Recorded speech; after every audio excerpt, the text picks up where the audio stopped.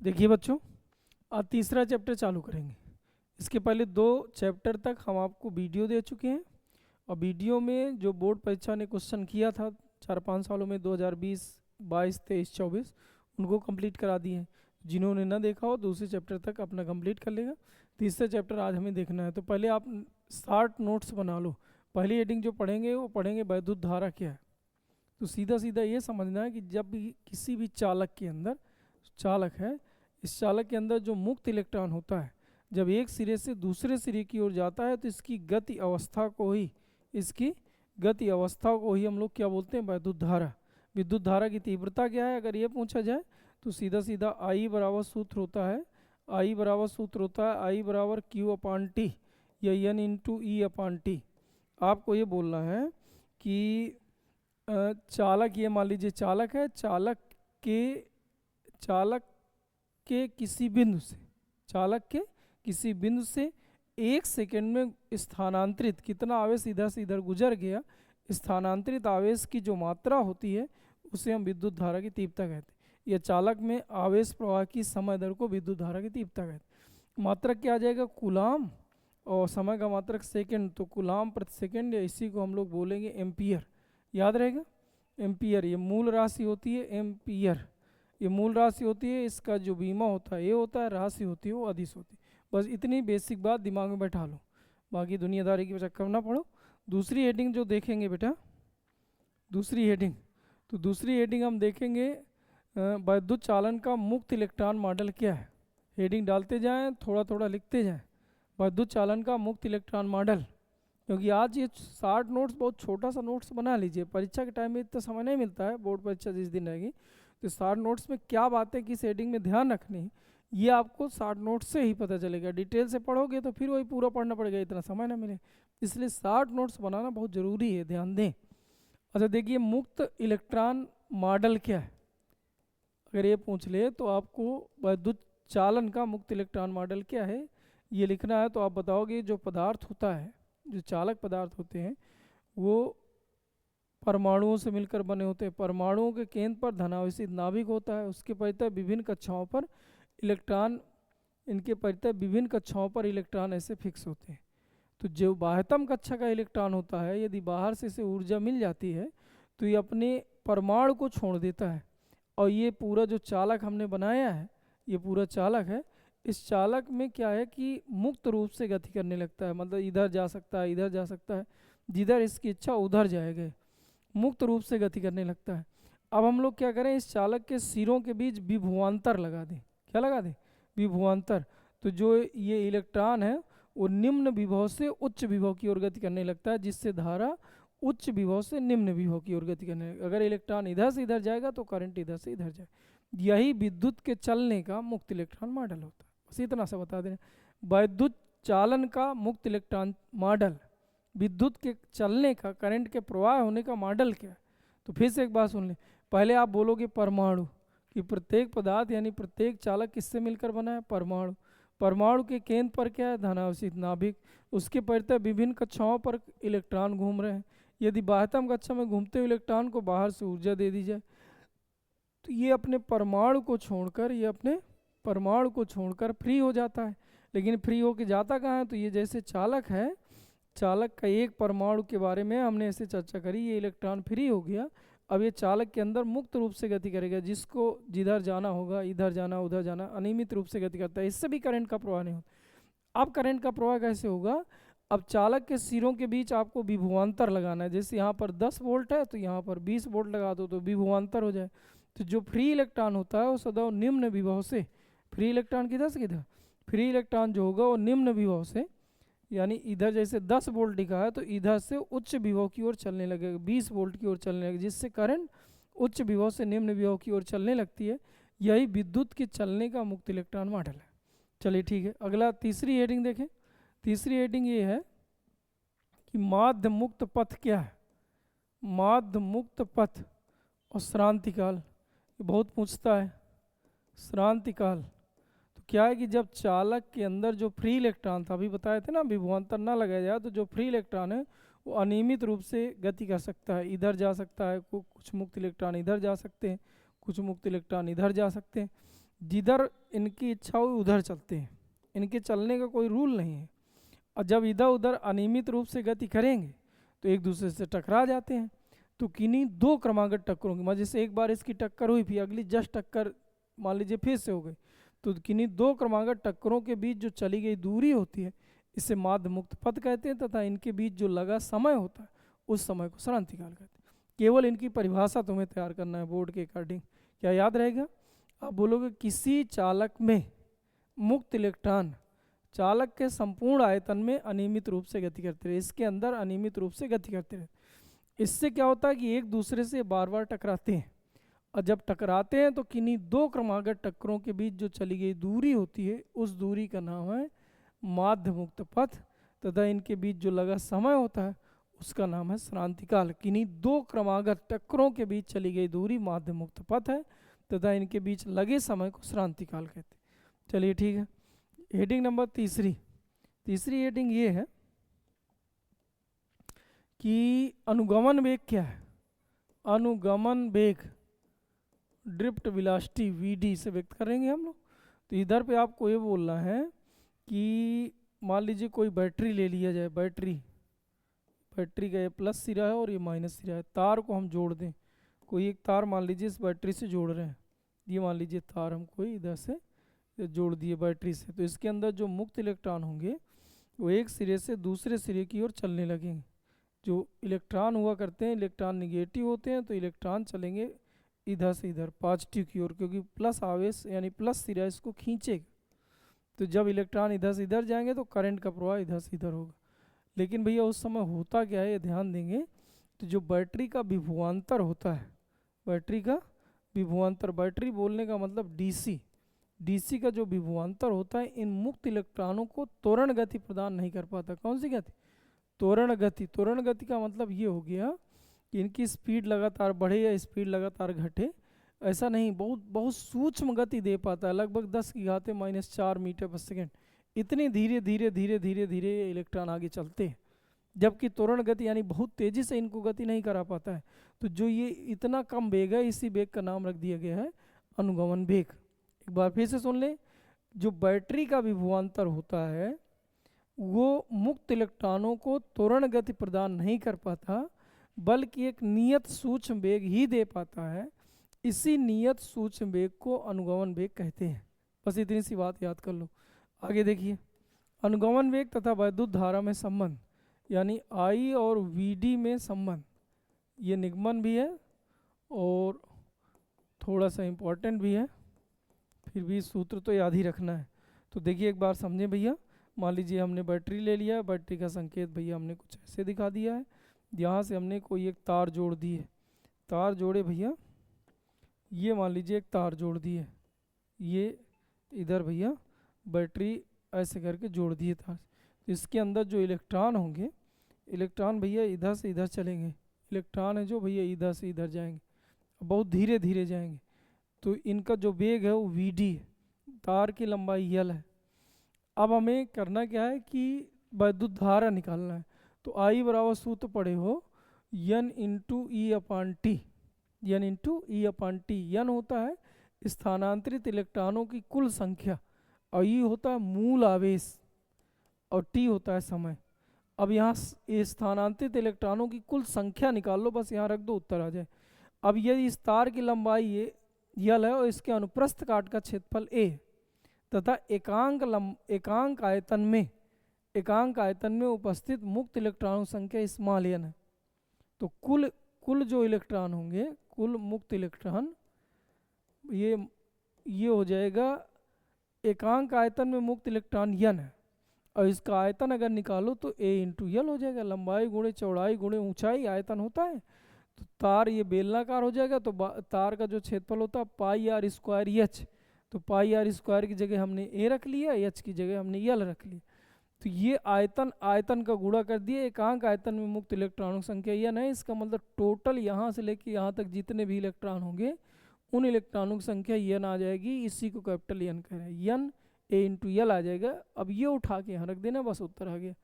अब इसमें आप माना में इतना ही लिख लेना कि माना एक यल लंबाई की तार है जिसके सिरों को बैटरी के सिरों से जोड़ा गया है, जिससे मुक्त इलेक्ट्रॉन अनुगमन वेग से एक सिरे से दूसरे सिरे की ओर चलने लगते हैं।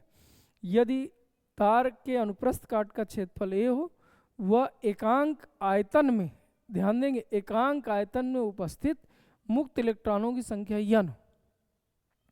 तो चालक में उपस्थित कुल इलेक्ट्रॉन, तो कुल इलेक्ट्रॉन निकालोगे तो n एकांक आयतन में, आयतन का गुणा कर दीजिए तो कुल इलेक्ट्रॉन निकल आए। ये उठा के यहाँ रख दीजिए तो I बराबर हो जाएगा, n की जगह रखना है NaL इंटू E बटे T।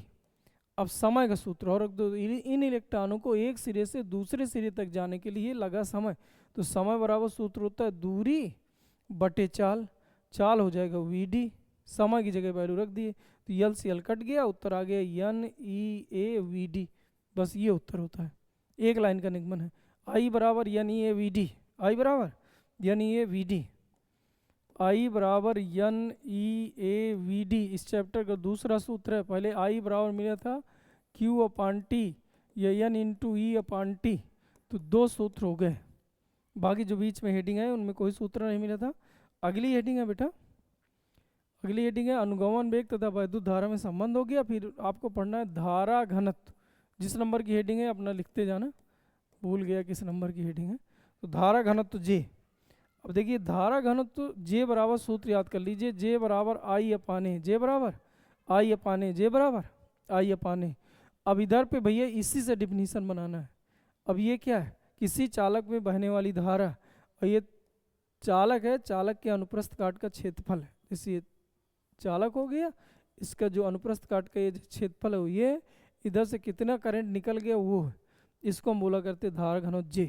अब आप देखिए कैसे डिफिनीशन बनाओगे। आप बोलोगे चालक के किसी बिंदु के, चालक में कोई एक पहले पॉइंट कि यहाँ पर हमें चेक करना है, कि यहाँ चेक करना है, कि यहाँ चेक करना है। चालक के किसी बिंदु के एकांक क्षेत्रफल से, चालक के किसी बिंदु के एकांक क्षेत्रफल से गुजरने वाली, यानी इस पृष्ठ के लंबवत भी गुजरनी चाहिए। जैसे ऐसे पृष्ठ खींचे, इसके लंबवत ऐसे करंट गुजरे, ये गुजरने वाला जो करंट होता है, इस करंट को हम धारा घनत्व कहते हैं। चालक के किसी बिंदु के एकांक क्षेत्रफल से तल के लंबवत, तल के लंबवत गुजरने वाली धारा को, तल के लंबवत गुजरने वाली धारा को धारा घनत्व कहते हैं। J बराबर I अपान A, सूत्र याद करो, J बराबर I अपान A, J बराबर सूत्र I की वैल्यू रख दो, तो NeAVD अभी आया था अपान A, तो इससे कट जाएगा तो J बराबर आ जाएगा NeVD। तो धारा घनत्व तथा अनुगमन वेग में संबंध होता है। टोटल आपको 4 सूत्र मिल गए। फिर से देखें, पहला था I बराबर NE अपान T या Q अपान T, I बराबर NeAVD। दूसरा J बराबर I अपान A, या इसी में I की वैल्यू रख दो तो NeVD। ऐसे सूत्र मिल गए। आगे देखिए, धारा घनत्व के बाद आपको जो पढ़ना है, धारा घनत्व के बाद पढ़ना है गतिशीलता। गतिशीलता जितना हम पढ़ा रहे हैं बस इतना ही दिमाग में रखिए, शॉर्ट नोट्स बनाइए। अभी देखिए आगे हम तुम्हें क्वेश्चन हल कराएंगे, सब इसी के अंतर्गत हो जाना है। बाकी अभी बहुत डिटेल है इनमें, अगर डिटेल नहीं पढ़ना, बोर्ड की तैयारी इस तरह से कर लो, बोर्ड में इतना ही पूछेगा तो इतना ही आपको आना चाहिए, बस इतना लिख के चले आना। म्यू बराबर सूत्र होता है VD अपान E, VD अपान E। अब देखिए क्या होता है, किसी एकांक वैद्युत क्षेत्र में यदि आप आवेश वाहक छोड़ दो, आवेश वाहक जैसे मुक्त इलेक्ट्रॉन हो गया, इसको छोड़ दीजिए, एकांक वैद्युत क्षेत्र में छोड़ी, तो वैद्युत क्षेत्र में क्या होते हैं, अपने से गति करते हैं, और जब गति करेंगे तो इसी को हम लोग आवेश की गति अवस्था को ही धारा कहते हैं, वैद्युत धारा, यानी वैद्युत धारा का प्रवाह होने लगता है। तो एकांक वैद्युत क्षेत्र में किसी आवेश वाहक, एक वैद्युत क्षेत्र में, यानी इसका वैल्यू 1 न्यूटन प्रति कूलम ले लो, एकांक वैद्युत क्षेत्र में किसी आवेश वाहक के अनुगमन वेग को, यानी कितने वेग से चल रहा है उस वेग को गतिशीलता कहते हैं। म्यू बराबर VD अपान E, म्यू बराबर VD अपान E। सूत्र याद रहेगा, डिफिनीशन बनाना है, पहले सूत्र याद कर लो सब खटाखट, उसे डिफिनीशन बोलना सीखो। म्यू बराबर VD अपान E, यानी एकांक वैद्युत क्षेत्र में, एकांक वैद्युत क्षेत्र यानी E का मान 1 हो गया, किसी आवेश वाहक के अनुगमन वेग को, किसी आवेश वाहक के अनुगमन वेग को गतिशीलता कहते हैं। चलिए ठीक है, अब इसका मात्रक वात्रक और निकाल लो।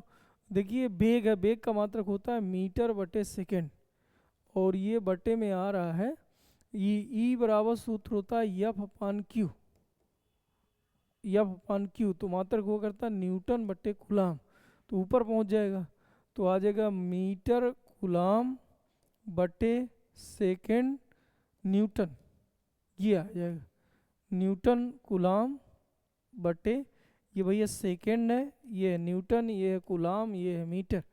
तो राशि राशि भैया अदिश कह देना, जबकि धारा घनत्व सदिश राशि होती है, धारा घनत्व जे जो हमने पढ़ाया वो सदिश राशि। इसके बाद भैया अगली हेडिंग है कि ओम का नियम क्या है। ओम का नियम तो सीधा सीधा ये है कि चालक की यदि भौतिक अवस्थाएं परिवर्तित ना की जाएं तो जो धारा है और जो विभवांतर के बीच रिलेशन है वो समानुपाती होता है।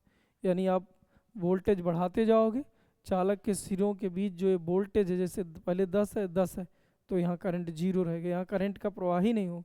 जैसे 10 की जगह आप यहाँ 20 कर दीजिए, करंट और फ्लो तेज़ी से बढ़ेगा। इसको 20 की जगह 30 कर दो और बढ़ेगा, 300 कर दो और तेज़ी से बढ़ेगा।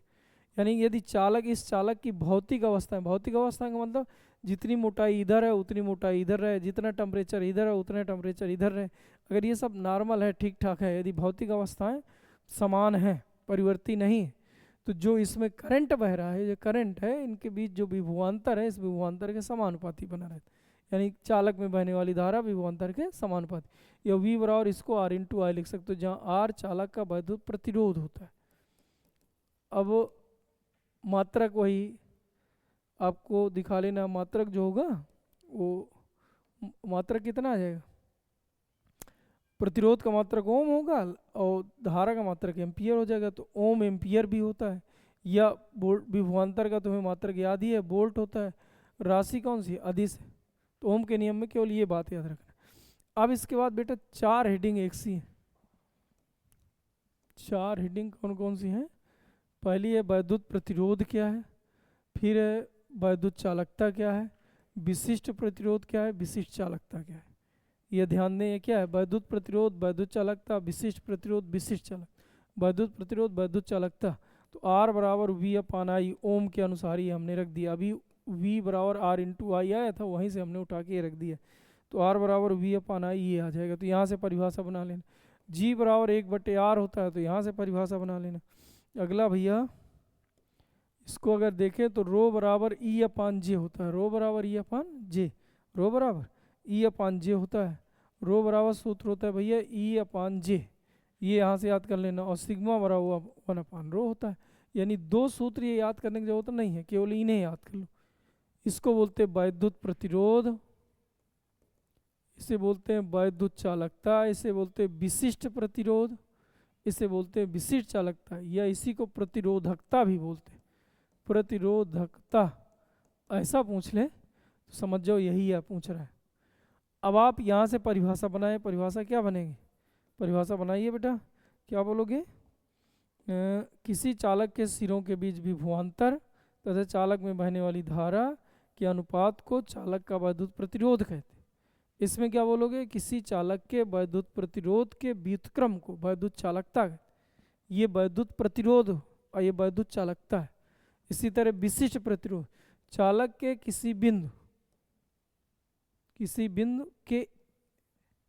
बिंदु की वैद्युत क्षेत्र की तीव्रता, पहले अंश बोलना है, तथा उसी बिंदु पर तल के लंबवत गुजरने वाली धारा, तल के लंबवत जो करंट गुजर रही है एकांक क्षेत्रफल से, जो करंट गुजर रहा है, क्योंकि जे बराबर सूत्र क्या होता है, आई अपान ए, एकांक क्षेत्रफल से जो करंट गुजर रहा है तल के लंबवत, यानी उसे हम धारा घनत्व कहते हैं, उसके अनुपात को हम विशिष्ट प्रतिरोध कहते हैं।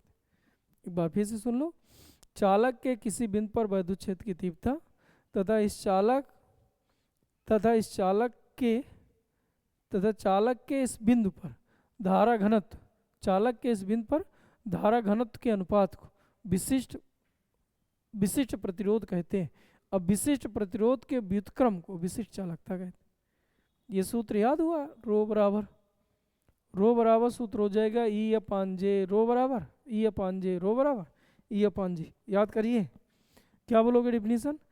चालक के किसी बिंदु पर वैद्युत क्षेत्र की तीव्रता तथा उसी बिंदु पर धारा घनत्व जे का जो अनुपात होता है उसे प्रतिरोधकता कहते हैं।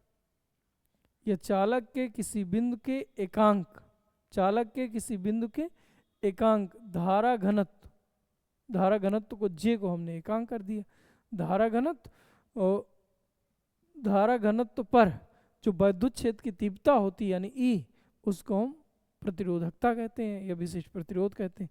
चलिए ठीक है, इधर पे भैया सूत्र आपको याद करना है, एक सूत्र और होता है आर बराबर रो यल अपान ए, इसको बोला करते विद्युत प्रतिरोध तथा विशिष्ट प्रतिरोध में संबंध, रो ये आगे आर बराबर रो यल अपान ए, बहुत इंपॉर्टेंट है, आर बराबर यम यल अपान यन ई स्क्वायर ए टाउ, आगे निष्कर्ष में जरूरत पड़ेगी इनकी, इसको तो याद ही करना पड़ेगा, ये ना याद हो तो भी चल जाएगा, लेकिन आर बराबर रो यल अपान ए ये तो याद ही करना है। इसी तरह भैया इसी का उल्टा कर दो तो ये मिल जाएगा, भैया ये और ये एक ही बात है, यहाँ से रो निकाल लो तो रो बराबर कितना हो जाएगा आर ए अपान यल, बात वही है। इसी को उल्टा कर दो, जो उल्टा करने का मतलब जैसे ये निकालोगे सिग्मा तो 1/रो तो यल अपान आर ए कर दीजिए। कुल मिला के ये दो सूत्र में याद करना पड़ता है।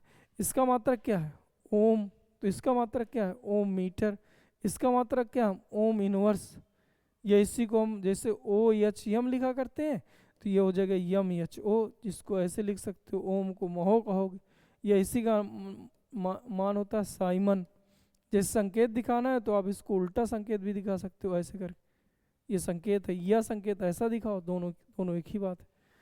इसमें भैया जैसे इसका ओम मीटर था तो इसको लिखोगे ओम इनवर्स मीटर इनवर्स, और सब की सब अदिश राशि है, सभी की बीमा निकालना है तुम्हें, सभी की बीमा निकालना सीखेंगे। तो बीमा अगर निकालना है तो देखिए इधर से हम बीमा बता दे रहे हैं, अगर मान लीजिए हमें इसकी बीमा निकालनी है ये v अपान आई आर बराबर, तो भैया v की बीमा v बराबर होता है w अपान क्यू, वाई को वाई, उसी तरह w जो अगर हम रखेंगे तो कार की बीमा होती है M L square T minus two, Q की होती है ए टी, आई की हो गई ये, अब इसको सिस्टमेटिक लिख लो तो M L square T minus three A minus two, ये उत्तर आ जाएगा। अब जैसे विद्युत चालकता मतलब इस जी की बीमा निकालनी है तो इसी को पलट दो, जैसे यहाँ लिखोगे यम माइनस वन यल माइनस दो, टी यहाँ माइनस का था तो यहाँ प्लस लिख दो, यहाँ ए माइनस का तो यहाँ प्लस लिख दो। जैसे ये लिखना है तो इसका मात्रक ओम मीटर होता है, तो ओम की बीमा ये निकाल लियो, मीटर और जोड़ देना है तो ये हो जाएगा यम यल इस cube T minus three A minus to, मतलब उसी में मीटर यानी लंबाई और जोड़ देना, तो यहाँ जहाँ स्क्वायर है यहाँ क्यूब आ जाएगा, और इसी को पलट दीजिए तो इसकी बीमा निकल आएगी। सभी की सभी अदिश राशि हैं। अब देखिए जैसे हाँ ऐसा भी सोच रखते तो ये अदिश राशि, सॉरी इसमें भैया प्रदिश होता है, अब अदिश का उल्टा करोगे तो ये क्या है प्रदिश राशि। कौन सी राशि प्रदिश, विद्युत चालकता कौन सी राशि है तो ना अदिश है न सदिश है, कौन सी राशि है प्रदिश राशि, टेंसर राशि। तो चलिए ठीक है, अगली हेडिंग जो आपकी मिलेगी, अगली हेडिंग आपकी होनी चाहिए प्रतिरोध की निर्भरता। क्या होनी चाहिए प्रतिरोध की निर्भरता। देखिए प्रतिरोध की निर्भरता में आपको क्या पढ़ना है, प्रतिरोध जो होता है आर वो 5 बातों पर निर्भर करता है। एक तो देखिए आप जो आर होता है वो लंबाई पर, तार की लंबाई पर, आर बराबर रोयल अपान ए। दूसरा है तार के पदार्थ पर डिपेंड करेगा।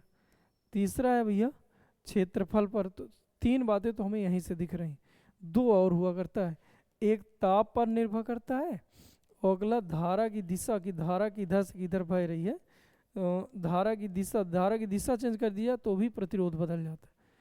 लेकिन जो विशिष्ट प्रतिरोध जिसको हम रो कहते हैं, ये भैया केवल 2 ही, एक तो पदार्थ पर,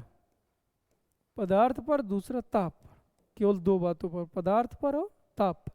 तो आपको ध्यान देना विशिष्ट प्रतिरोध केवल पदार्थ पर व ताप पर निर्भर करता है, जबकि प्रतिरोध 5 बातों में। लेकिन अपने जो बोर्ड में है केवल ताप पढ़ना है और लंबाई में पढ़ना है, लंबाई में पढ़ना है, जब लंबाई को खींच लें काट लें, मतलब इसके सवाल पूछेंगे, ताप के सवाल पूछेंगे, बाकी कुछ नहीं। और ताप वाले जो ताप का रेशियो इधर आएगा वही ताप का रेशियो इधर आएगा, इसमें केवल ताप पढ़ना है, ये दिमाग में रखिए।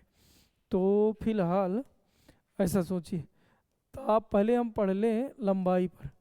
अब देखिए इधर थोड़ी सी बेटा ध्यान दें, मान लीजिए कोई तार है ऐसे, तार की लंबाई यल है और इसको भैया हम काट दिए, काट कर लिखा हो, काट कर भैया दो टुकड़े कर दिए जाए, तो उस समय जो प्रतिरोध का सूत्र आएगा R1/R2 बराबर L1/L2, ये आएगा।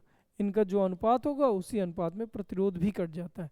जैसे मान लीजिए हमने कह दिया कि टोटल ये मान लीजिए 10 सेंटीमीटर है, और यहाँ भैया 4 सेंटीमीटर है, इधर हमने 6 सेंटीमीटर काट दिए, तो बताए इस सिरे का प्रतिरोध कितना होगा, और तो भैया इसी अनुपात में निकाल लीजिए। तो R1/R2 बराबर ये हो जाएगा 4/6, यानी 2/3। इस प्रतिरोध, अगर टोटल का प्रतिरोध मान लीजिए हम 20 ओम मान लें, अब पूछे कि बता R1 वैल्यू कितनी होगी, तो अब आपको पता है कि जो R1 और R2 मिल के है वो कितना है, यानी दोनों जब भाग जुड़ जाएंगे तो टोटल प्रतिरोध कितना है 20।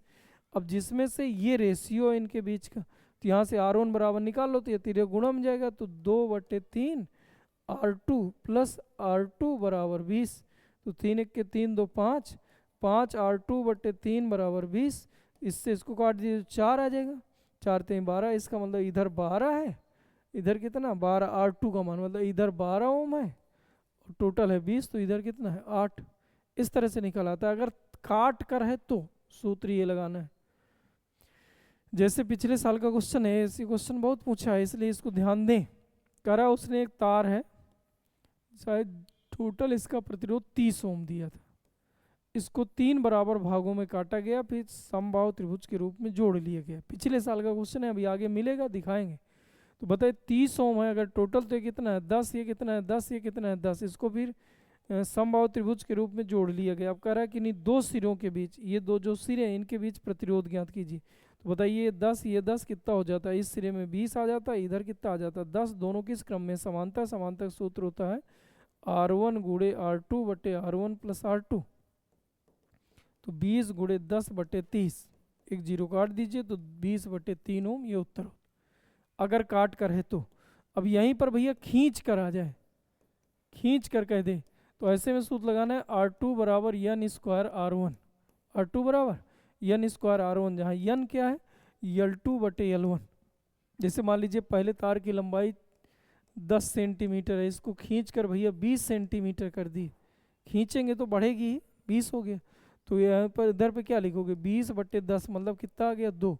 अब यहाँ पर वैल्यू रख दो, तो अब जो प्रतिरोध, जैसे इसका प्रतिरोध था मान लीजिए 20 ओम, तो अब बताइए इसका प्रतिरोध क्या होगा, क्वेश्चन ये। तो R2 पूछ रहा है, इस N का मान 2 का, 2 का स्क्वायर कर दीजिए, R1 का मान कितना दिया 20, 2 2 दूना 4 गुणे 20, तो 4 दूना 8, मतलब 80 ओम हो जाए। तो एक सूत्र याद रखना है, खींच कर जब कहे। चलिए ठीक है। दूसरा हुआ करता है भैया ताप पर, ताप पर दिमाग में रखना है, जितना हम बता रहे हैं केवल इतना ही पढ़ना, केवल ये नोट्स थोड़ा थोड़ा बनाते जाइए, क्योंकि अगर खींच कर कहे तो ऐसा करना है, काट कर कहे तो ऐसा करना है, क्योंकि भैया अगर ये नोट्स ना बनाए तो फिर गड़बड़ा जाएगा माहौल। अभी तो सब समझ में आ रहा है, फिर जब पूरी फिजिक्स एक साथ देखी जाती है तो जो चीज़ें थोड़ी सी हमें ध्यान रखनी थी वही भूल जाता है, तो फिर परीक्षा में सब लपेट के चले आते हो, लिखते तो हो सब लेकिन सब लपेट देते हो यार, तो इसलिए थोड़ा सा ध्यान देते जाओ। अब क्वेश्चन ये है कि ताप बढ़ाने से क्या प्रभाव पड़ता है, तो भैया देखिए धातुओं का चेक करना है, दूसरा मिश्र धातुओं का चेक करना है, तीसरा वैद्युत अपघट्ट का चेक करना है, वैद्युत अपघट्ट, और लास्ट है अर्धचालक का चेक करना है, अर्धचालक। जितना ये बता रहे हैं बस इतना ही दिमाग में रखना है।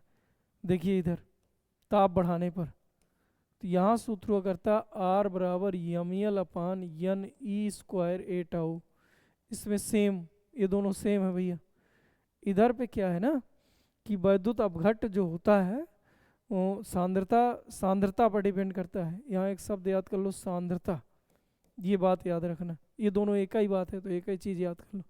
अर्धचालक में क्या याद करना है, मुक्त इलेक्ट्रॉन, या क्या बोला जाए, हाँ मुक्त इलेक्ट्रॉन याद कर लो, मुक्त इलेक्ट्रॉन ऐसा याद कर लो। इसके लिए सूत्र यही लगा सकते हो mL/N/E², पहले इतनी सी बात दिमाग में रखो। अब देखो भूलना है, ताप बढ़ाने से क्या हो, आप बोलोगे जब किसी धातु का ताप बढ़ाते हैं, जैसे मान लो ये धातु है, इसका तुमने टेम्परेचर बढ़ाया, तो इसके अंदर जो फ्री इलेक्ट्रॉन है ये बहुत तेज़ी से गति करने लगता है, इनकी स्पीड बढ़ जाती है, ऊर्जा पाकर इनकी स्पीड बढ़ती है, मतलब वेग बढ़ जाता है। इस वेग को बोला करते हैं अनुगमन वेग।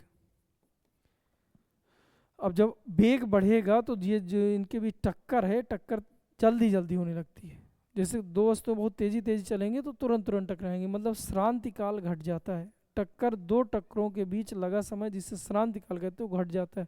और यहाँ सूत्र में देखिए अगर टाउ घटेगा तो प्रतिरोध बढ़ जाता है। बस यही आपको स्पष्ट करके लिख देना। जब किसी धातु का ताप बढ़ाते हैं तो मुक्त इलेक्ट्रॉनों का जो वेग है, मुक्त इलेक्ट्रॉनों का जो वेग है वो बढ़ता है। वेग बढ़ने से श्रांति काल घट जाता है।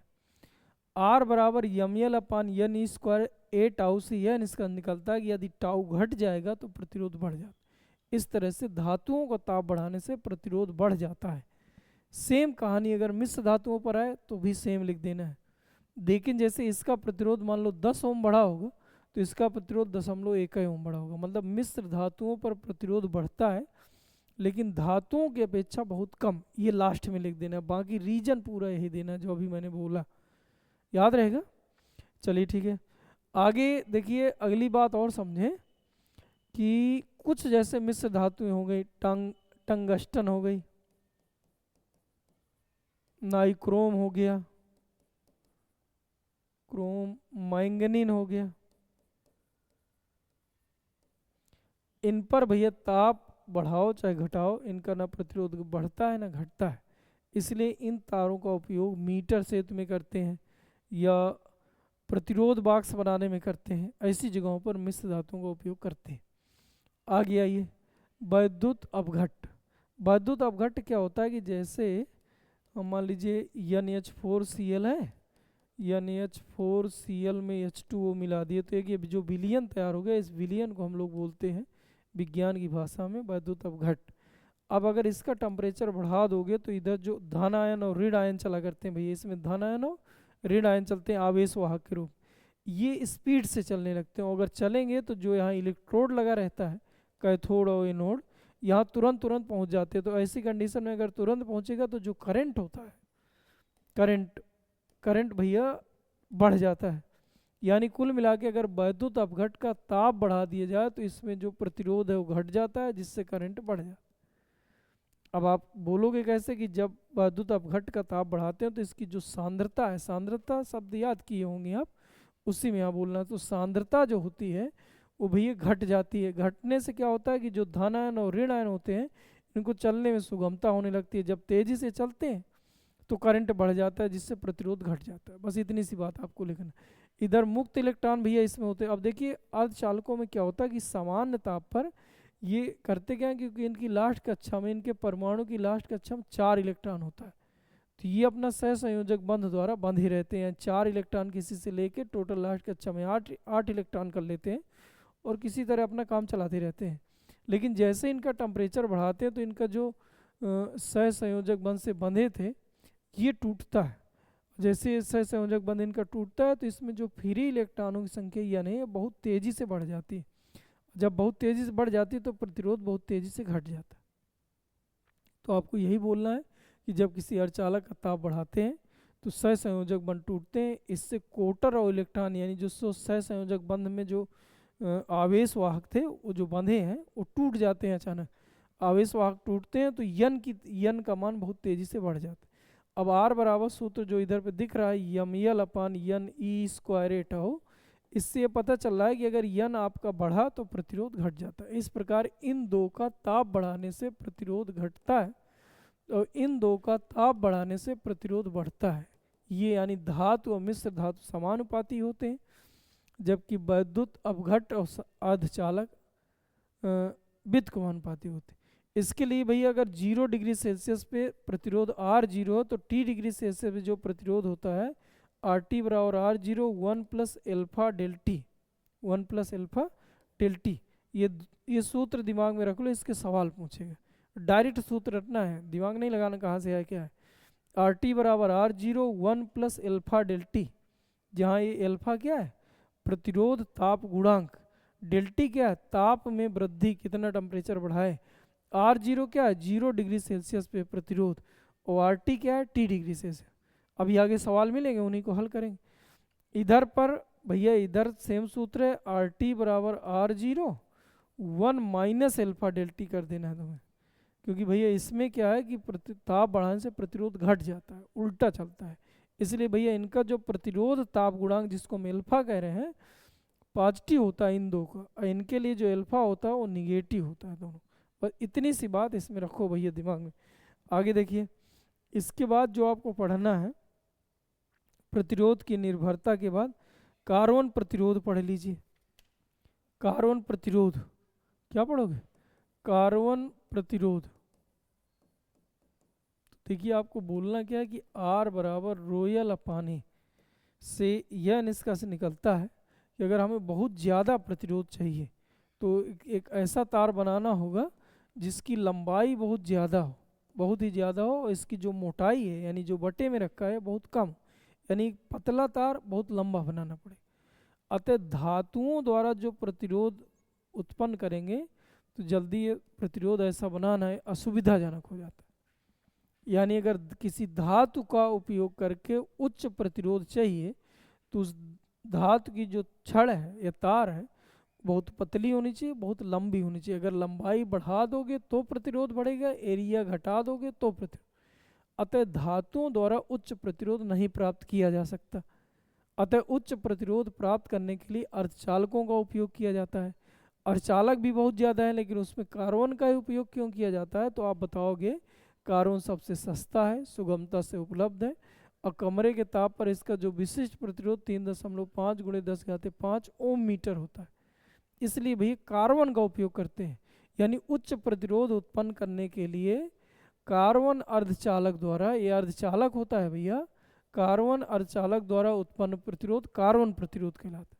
इसके जो सवाल एक आध साल पूछा है उसमें क्या है कि कार्बन प्रतिरोध जब भी बनाए जाते हैं, जब कंपनियां कार्बन प्रतिरोध बना के हमें देती है वो कुछ इस टाइप के बना के देती है। इधर एक तार लगा होता है, इधर एक तार लगा होता है, और इसमें विभिन्न रंगों की पट्टियां लगी रहती हैं। जैसे ये पट्टी हो गई, फिर मान लीजिए हमने रेड कलर की कर दी, ये हो गई, फिर और मान लीजिए एक पट्टी हमने ये कर दी, और एक पट्टी थोड़ी सी अंतर के बाद लगी रहती है, या तो रंगहीन यानी बिना रंग की रहती है, या तो सिल्वर रहती है तो गोल्डन कलर की रहती है। ऐसे करके ABCD 4 पट्टियाँ लगी होती। अब कार्बन प्रतिरोध इसको बोला करते हैं वर्ण मीन्स रंग, कोड क्या है? तो पूछा करता है कार्बन प्रतिरोध का वर्ण कोड।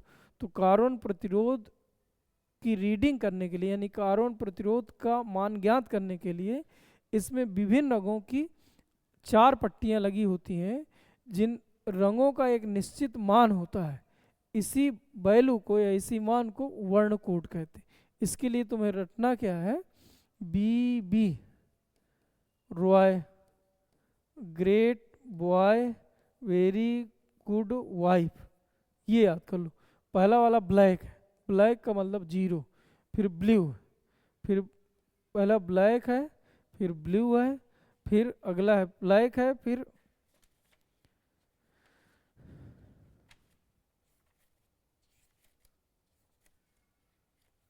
आगे देखें बेटा, आवाज़ नहीं आ रही क्या? और 1 मिनट बच्चों, हम आवाज़ चेक कर लें।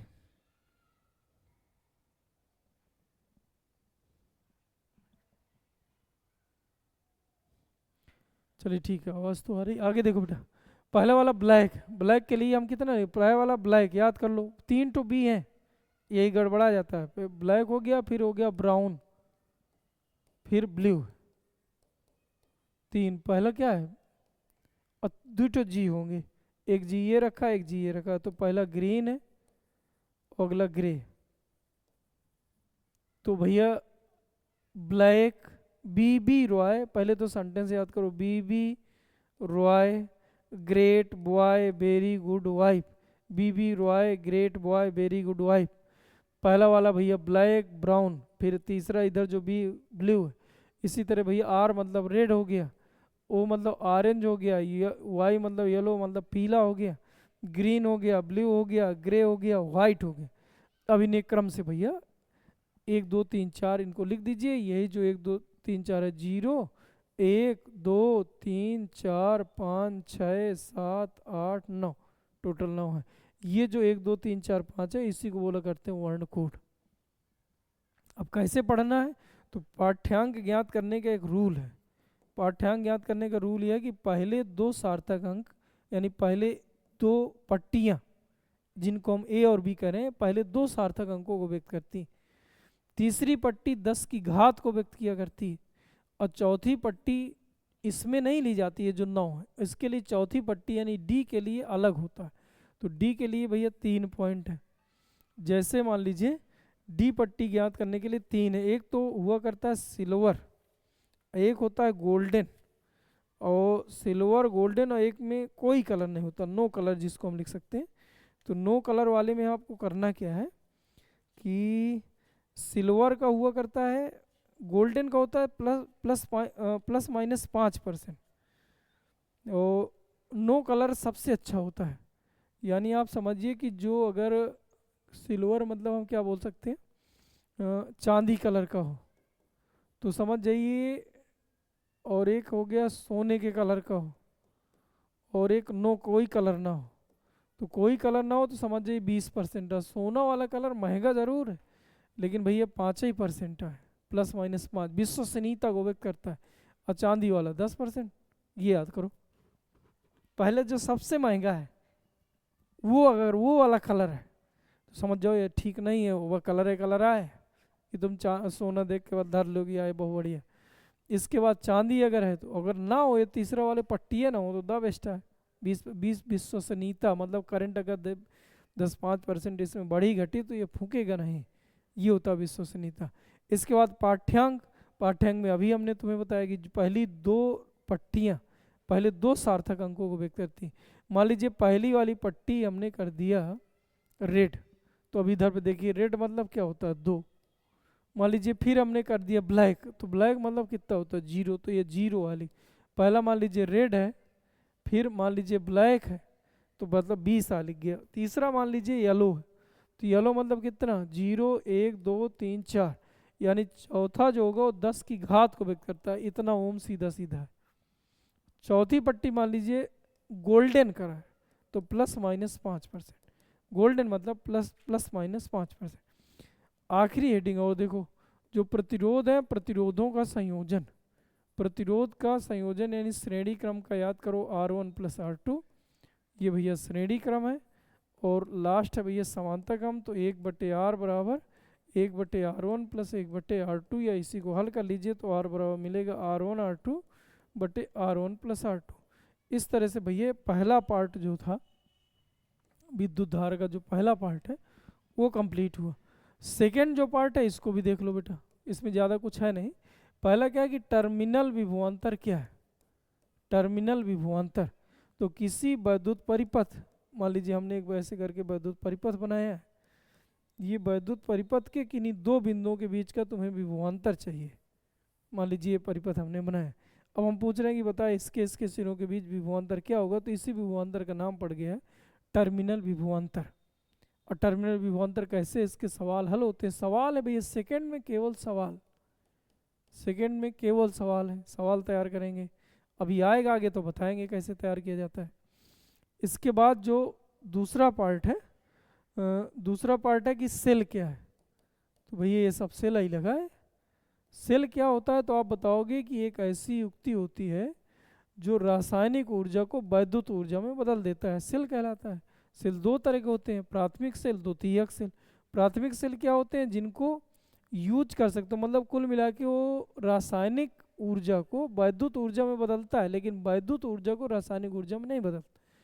वो प्राथमिक सेल होते हैं जो दोनों काम कर लें, जिनको चार्ज कर लेते हो तुम घर में, तो वो भैया जो दोनों काम कर लेते हैं वो द्वितीयक सेल होते हैं, जिनको मतलब जब डिस्चार्ज हो जाए चार्ज कर लो फिर यूज करो। यानी आप रासायनिक ऊर्जा को वैद्युत ऊर्जा में तथा वैद्युत ऊर्जा को रासायनिक ऊर्जा में जो बदल पाते हैं उनको बोलते हैं द्वितीयक सेल।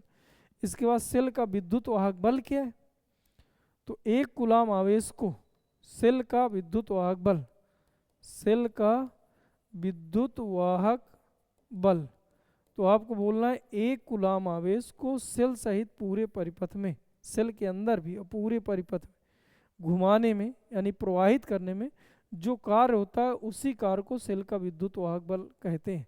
इसे ई से व्यक्त करते हैं, ई बराबर W/Q। एक कूलाम आवेश को सेल सहित पूरे परिपथ में घुमाने में किया गया कुल कार्य सेल का विद्युत वाहक बल कहलाता है। एक कूलाम आवेश को सेल सहित पूरे परिपथ में घुमाने में किया गया कार्य सेल का विद्युत वाहक बल कहलाता है। अब आगे आइए, सेल का आंतरिक प्रतिरोध। तो भैया जो सेल है, सेल का आंतरिक प्रतिरोध क्या होता है?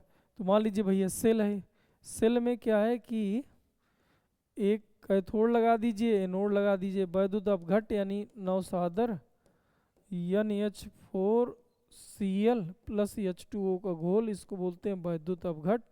इसको बोला करते इलेक्ट्रोड।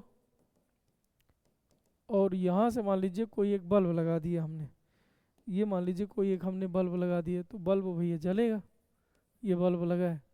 और इसका मतलब इसमें करंट का प्रवाह हो रहा है, करंट का प्रवाह भैया हो रहा है। अब क्या है कि जब करंट भैया इधर से इधर, इधर से इधर, इधर इलेक्ट्रॉन चलना, आवेश वाहक चलना चालू होंगे, तो जब यहाँ से यहाँ जाते हैं तो इधर जो प्रतिरोध उत्पन्न हुआ करता है उसको आंतरिक प्रतिरोध कहते हैं, और जो इन तारों में प्रतिरोध उत्पन्न होता है इसको बाह्य प्रतिरोध यानी कैपिटल आर, इसको स्मॉल आर। तो आप बोलोगे जब सेल का उपयोग किया जाता है तो जो वैद्युत अपघट्ट द्वारा आवेश वाहकों के चलने पर अवरोध उत्पन्न होता है, उसी अवरोध को सेल का आंतरिक प्रतिरोध कहते हैं। जब इस वैद्युत अपघट्ट के अंदर जो धन आयन और ऋण आयन होते हैं, जब एक इलेक्ट्रोड से दूसरे इलेक्ट्रोड में ट्रांसफर होते हैं, तो जो वैद्युत अपघट्ट भरा हुआ है इनके चलने का विरोध करता है, उसी विरोध का नाम पड़ गया है सेल का आंतरिक प्रतिरोध।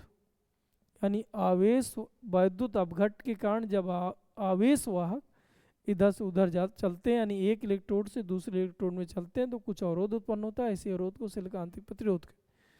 आंतरिक प्रतिरोध की निर्भरता 2024 का क्वेश्चन है, पूछा था। तो सेल का जो आंतरिक प्रतिरोध है वो डिपेंड करता है 4 बातों पर। सेल का जो आंतरिक प्रतिरोध है, एक बच्चों को हमने रटवाया था, जैसे R बराबर सूत्र होता है रोयल अपान ए, ऐसे ही याद कर लो, ये एग्जैक्ट सही नहीं है, यानी समानुपाती में लिख लिया जाए, अभी और भी वैल्यू है इसके साथ। Cl अपान ए ऐसा याद कर लो, C को बोल दो सांद्रता। तो पहला तो हो गया जो सेल का आंतरिक प्रतिरोध है सांद्रता के समानुपाती, किसके सांद्रता? वैद्युत अपघट्ट। दूसरा सेल का जो आंतरिक प्रतिरोध है लंबाई के, लंबाई क्या होती है यहाँ, जो ये एक इलेक्ट्रोड है, दूसरा इलेक्ट्रोड ये है, तो जो दो ये इलेक्ट्रोड है, इन इलेक्ट्रोडों के जो बीच की दूरी होती है ये लंबाई का काम करती है। यानी यहाँ पर लंबाई की जगह बोलना इलेक्ट्रोडों के बीच की दूरी के समानुपाती होता है। तीसरा आप बोलोगे जो आंतरिक प्रतिरोध है वो डूबे हुए इलेक्ट्रोडों, जो इस वैद्युत अपघट्ट के अंदर जितना इलेक्ट्रोड डूबा है, डूबे हुए इलेक्ट्रोड के क्षेत्रफल के व्युत्क्रमानुपाती होता है। यानी जितना ज़्यादा इलेक्ट्रोड इस पानी के अंदर डूब जाएगा, ये वैद्युत अपघट्ट के अंदर डूब जाएगा, सेल का आंतरिक प्रतिरोध उतना कम हो जाएगा, उतना ज़्यादा करंट होगा। कभी आप मान लीजिए इसको आप चेक करे हो, ये वैद्युत ये लैब वैब में बनवाया जाता है, नवसादर देते, हम इधर कोचिंग में भी कई बार बनवाए। तो मान लीजिए करंट कम फ्लो कर रहा हो, इधर पे आपने धारा मापी लगाया और धारा मापी थोड़ी थोड़ी इधर उधर जा रही हो, तो आप क्या करो, इसमें और पानी भर दो, मतलब ये जो वैद्युत अपघट्ट है इसको और बढ़ा दो, तो जो ये डूब जाएगा जब ये इलेक्ट्रोड, तो इलेक्ट्रोड डूब जाएगा तो आंतरिक प्रतिरोध घट जाए। और चौथी बात ये कहना है कि जो आंतरिक प्रतिरोध होता है ये नियत नहीं होता, जैसे बाह्य प्रतिरोध नियत होता है, लेकिन आंतरिक प्रतिरोध नियत नहीं होता। जैसे जैसे इसका उपयोग करेंगे आंतरिक प्रतिरोध बढ़ता जाए। चलिए ठीक है, यहाँ तक बात तुम लोगों को याद हुई। आखिरी 2 चीज़ें और तैयार कर लो, एक है भैया किरचॉफ के नियम, इसके भी भैया सवाल ही आते हैं, और एक व्हीटस्टोन सेतु, व्हीटस्टोन सेतु, व्हीटस्टोन सेतु। भैया इसको आप क्या करो कि इसका सचित्र वर्णन, पूरा रचना, ये सब क्रिया विधि जो नोट्स आपने बनाए हैं उससे पूरा रचना वचना सब तैयार कर लो। किरचॉफ के नियम में आप केवल दोनों सूत्र याद कर लो, सवाल की प्रैक्टिस करो, सूत्र का स्टेटमेंट याद कर लो, लिखना सीख लो कैसे लिखते। तो पहला था कि किसी वैद्युत परिपथ की, मान लीजिए कोई वैद्युत परिपथ है, उसके किसी संधि पर मिलने वाली जितनी भी धाराएं, उन समस्त धाराओं का बीजगणितीय योग शून्य होता है। किसी वैद्युत परिपथ के किसी संधि पर, किसी वैद्युत परिपथ के किसी संधि पर मिलने वाली समस्त धाराओं का बीजगणितीय योग शून्य होता है। दूसरा हुआ करता है किसी बंद पास भैया किसी बंद पास में जो बहने वाली धारा है, संगत जो प्रतिरोध है के गुणन का बीजगणितीय योग उस बंद पास के कुल सिलों के विद्युत वाहक बलों के बीजगणितीय योग के बराबर होता है। स्टेटमेंट तैयार करें, किसी बंद पास में बहने वाली धारा व संगत प्रतिरोध का जो गुणन है का जो बीजगणितीय योग है उस बंद पास के कुल सिलों के विद्युत वाहक बलों के बीजगणितीय योग के बराबर होता है। ये भैया जो होता है ये आवेश संरक्षण नियम का पालन करता है और ये भैया ऊर्जा संरक्षण नियम का पालन करता है। किरचॉफ का पहला नियम आवेश संरक्षण, दूसरा है ऊर्जा संरक्षण के नियम का पालन करता है। और व्हीट स्टोन से तो तुम्हें अपने से पढ़ना है रचना सहित, P/Q बराबर R/A ऐसे आएगा। या जब मैं इस चैप्टर के आगे सवाल बताऊंगा तो कम से कम 10वीं जगह पूछा है तो वहाँ पर मैं आपको डिटेल से पूरा समझा दूँगा। ठीक है, इस वीडियो में यहीं तक देखेंगे और अगले वीडियो में इसी के सवाल सीधे मैं चालू करूँगा। तो जब तक आप ये नहीं पढ़ोगे तो सवाल थोड़ी कम समझ में, तो हमारी इच्छा ये कि पहले आप ये पढ़ लीजिए। ठीक है बच्चों, धन्यवाद।